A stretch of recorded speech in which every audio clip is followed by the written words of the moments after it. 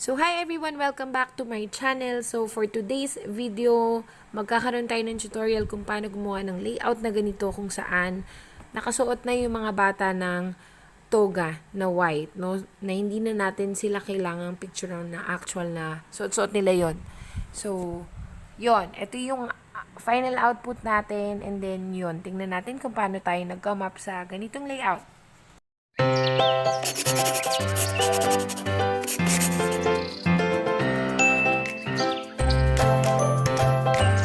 Siyempre guys, ang gagamitin natin ay Pixel Lab, yung ultimate favorite ko. So, first step, from gallery, mag-insert lang tayo dito ng picture nung layout na background na gagamitin natin. Hanapin nyo lang yun. Ayan. So, ito yung napili ko. Dinownload ko lang yan sa Google. So, ngayon, gusto ko dito guys, dodoblehin ko siya. Para dun sa kabilang side, ganun din yung gagawin natin, no? So, plus sign, tapos from gallery, and then insert ulit natin for the second time yung background. And then, check nyo lang yan. Ikot natin to, guys. Ayan, inikot ko lang siya para corner to corner maging compatible sila. Ayan, so balance na sila. And then, the next step na i-insert naman natin ay yung logo ng school. So, from gallery. Ayan. So, ito, i-crop natin. Circle crop tayo, guys. And then, check. Ayan na siya. Lagay ko lang siya dito sa corner na to. And then, lagyan natin siya ng banner kung saan natin ilalagay yung salitang pagtatapos. So, from gallery again. Tayo sa downloads. Itong red yung gagamitin ko. Yung bright red. And then, check nyo lang. At, ayan na nga siya. So, ganyan. So, ilalagay lang natin. Habaan natin to. Tapos, iibabaw natin dito yung logo ng Atlas. Click nyo lang yung pinakagitna. Yan. Tapos, to front. Ayun. Tapos, saka natin ayusin ngayon. Yan. And then, ang next step, guys, ay mag-i-insert ulit tayo ng parang gold banner to. Yan. So, check lang natin to, guys. Ito naman, dito tayo. Ilalagay natin to sa baba. So, tatanggalin natin yung white portion. Click nyo lang tong erase color. Yan, enable natin and then, ayan, wala na siyang background. Yan, yun na lang naiwan yung pinaka-gold na banner. Tapos, lalagay natin to dito, sa baba. Diyan natin isusulat yung section at saka yung completer na term. Ano? Ayan. And then, insert na tayo nung text. So, dito ilalagay natin ay para lang elementary ng Atlas, tapos nalagay natin pagtatapos 2021. Yun. So, i-align natin, i-resize muna natin siya. Dapat sakto lang siya dun sa kulay red na portion. So, papalitan natin ng font style at saka i-align natin to ng center.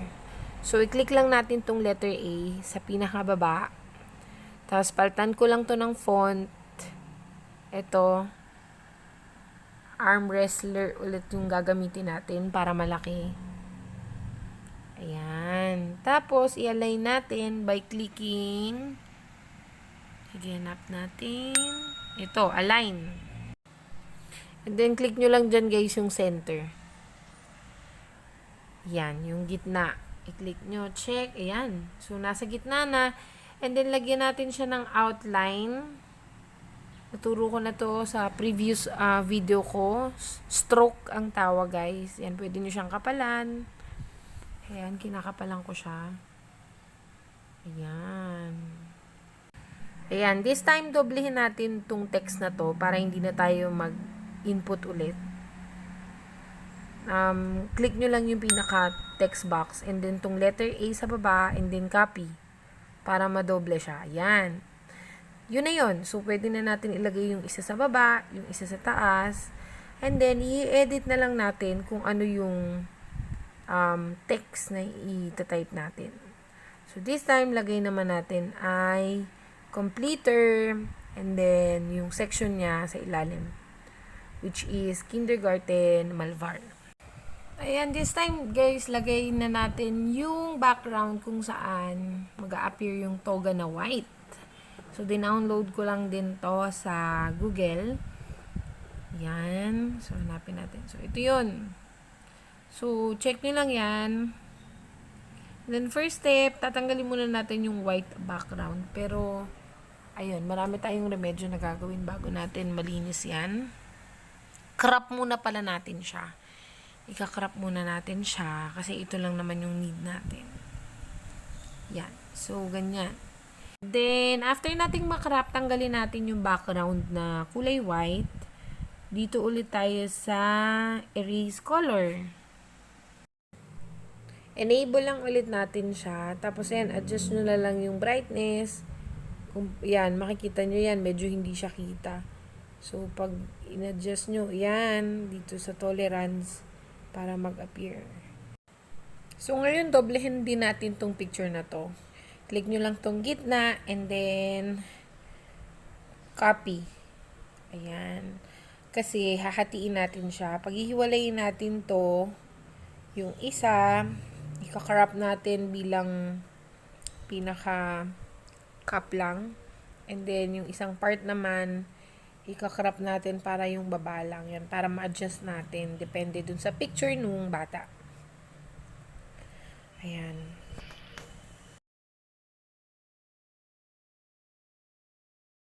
Okay, so this time ready na tayong i-insert yung picture ko. Ayan, may mga picture ng students ko. Pero mukha ko yung gagamitin natin. So, i-crop lang natin to.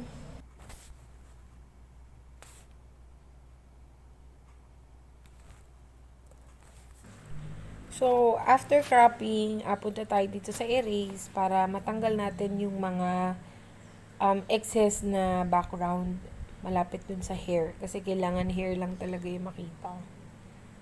Kasi white yung ating background. Ano? So, yun.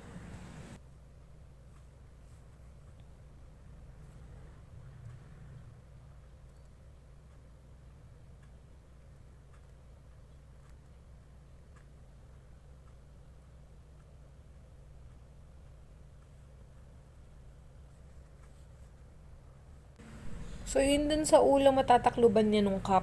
Nung kaya hinayaan ko na kahit nakausli yan. So, ngayon, ilalagay natin sa ibabaw yung toga tsaka yung cup.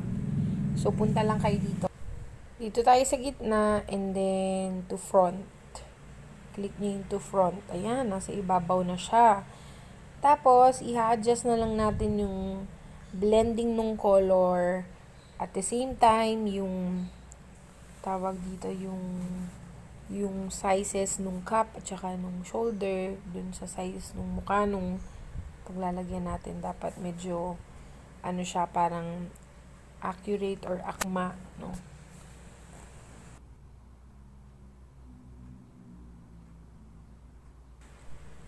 Tapos may buburahin lang din ako sa part dito ng toga, yung pinaka V neckline niya. Ayun, so mas malinis kasi dapat yung dito sa neckline para mas kita yung leeg nung picture natin na ipapasok para mas maging makatotohanan siya. Okay, so ayan, so yung mga gilid-gilid nito hindi pa sobrang smooth, no? Pero meron ditong option kung saan pwede natin i-smooth yung edges. Dito lang yun sa erase. Tapos, sa baba, ayan, kita nyo, i-blend natin yung tolerance.